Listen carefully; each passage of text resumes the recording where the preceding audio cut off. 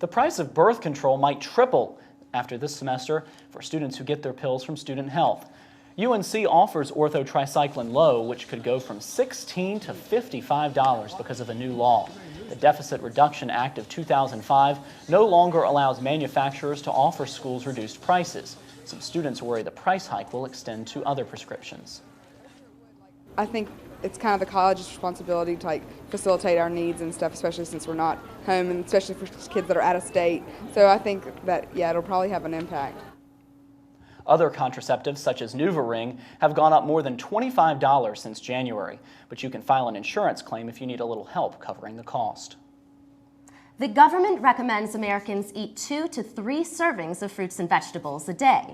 But, according to a recent survey, more than 2/3 of Americans don't. The survey also suggests the problem is worse for young adults than for other age groups. Only 1/5 of 18 to 24-year-olds eat enough veggies. UNC senior Mary Fesperman says finding time and money to eat well can be tough, so she usually eats on the go. I often get my vegetables from the spinach quesadilla at Cosmic. Sometimes from tomato sauce because I make pasta regularly. Government officials aim to have 75% of Americans eating their veggies by the year 2010. Well, good news for chocolate lovers. Dark chocolate might actually be good for you. Recent studies show eating chocolate can improve blood vessel function during a short period of time. Researchers say the antioxidants in dark chocolate might be good for your heart. But UNC nutritionist Brendan Jones says that doesn't mean you should go overboard with the Hershey's. You have to consider that chocolate packs a lot of calories and sugar. So, you could really gain weight, which could lead to obesity. Sugar-free dark chocolate appears to have more health benefits than regular chocolate. Ramen noodles fit perfectly in every college student's budget, but reporter Takita Wilkerson tells us why you might want to break away from the oodles of noodles.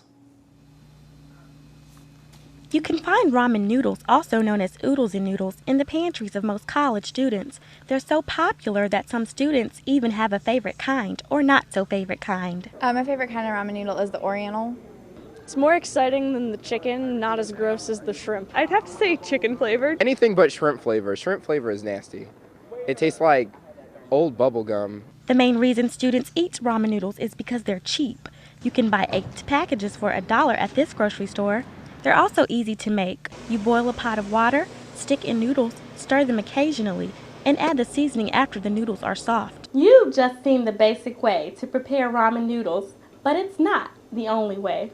I usually drain out the water. Boil some hot dogs and cut them up and put them inside the ramen noodles. If you make them in a pot, watch out, do not burn them, because they will stick to the pot, girl. Sometimes I eat them raw without cooking them.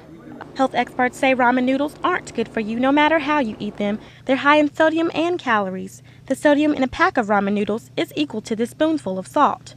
Ramen noodles also have 70 more calories than the average 20-ounce bottle of soda. These instant noodles create heavy binge eating because they don't satisfy your hunger. So how can you eat healthy and cheap? Plan your meals ahead of time and always shop smart. Experts say that doesn't include buying a bag full of ramen noodles. In Chapel Hill, I'm Takita Wilkerson, Carolina Week. It's important to remember that healthy eating needs to include a variety of foods with sufficient amounts of protein, calcium, and water. Well, we're now joined by weathercaster Johnny O. So Johnny, hello first of all, and Howdy. Second of all, are you a fan of the ramen noodle? Well, I'd just say it has a good taste to it, but I don't know if it's exactly good for you. Takita talked about how it's not healthy for you. Well, let's get to the weather. It's been beautiful. What do we have to expect for the rest of the week? Well, it seems like that, yesterday I was outside, in the sunny skies, and then it started raining, but we're going to see very warm conditions, at least for the next couple of days. In the past few days, and now the next couple of days, people are going to walk around in shorts and t-shirts, but will the temperature honeymoon last through the first week in April? I'll have the details when I return.